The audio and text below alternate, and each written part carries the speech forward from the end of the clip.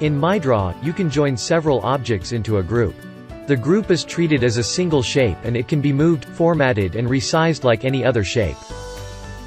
Select the objects that you want to be in a group. On the Action tab, click on the Group button. You can also use key combination Ctrl plus Shift plus G.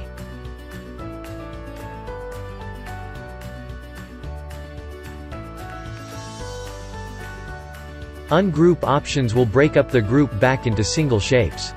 Select the objects that you want to ungroup. Again, on the Action tab, click on the Ungroup button. You can also use key combination Ctrl plus Shift plus U.